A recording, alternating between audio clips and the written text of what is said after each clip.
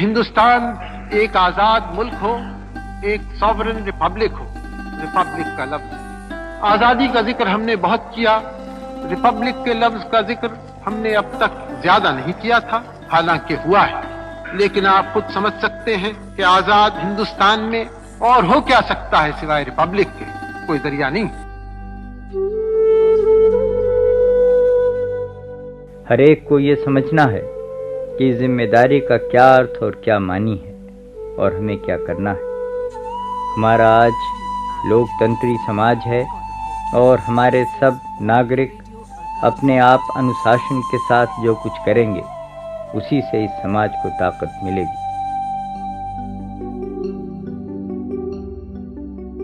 आज जो दिन है कि हम अपने इतिहास को देखें और साथ ही साथ अपने भविष्य को देखें, तो हम ये निर्णय करें कि देश किस दिशा में जाएगा, कितना मजबूत होगा, कितना प्रगति करेगा। ये किसी दूसरे की जिम्मेदारी नहीं है, ये किसी दूसरे के मदद से नहीं होगा।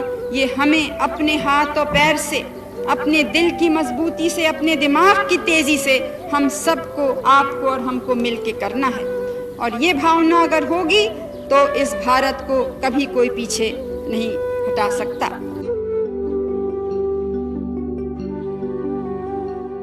हमें देखना है कि भारत का हर प्रांत बराबर तेजी से आगे बढ़े।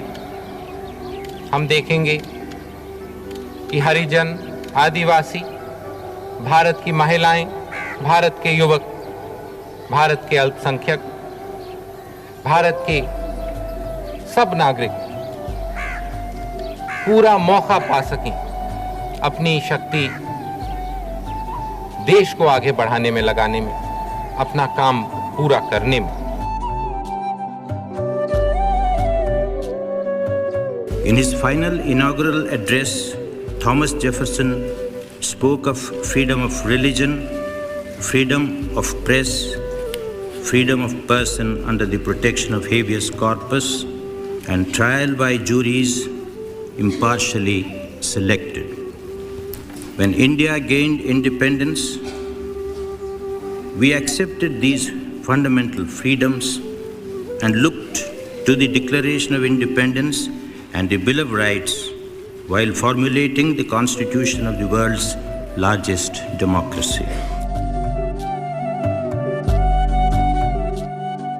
Founding fathers of our constitution provide the best role models. Mahatma Gandhi, Jawaharlal Nehru, I think, and all those who presided over India's march towards freedom and then to reconstruction and development.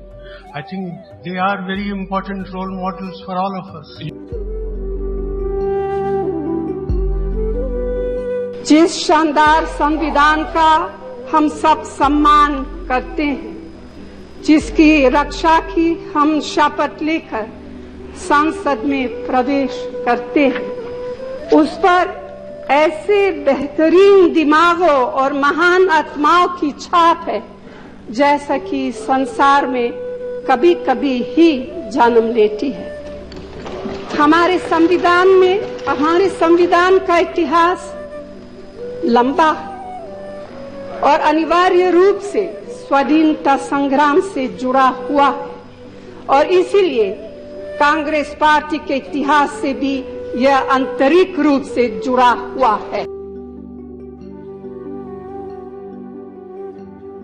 इस देश में दलितों की, गरीबों की, महिलाओं की रक्षा कौन करता है, क्या करता है?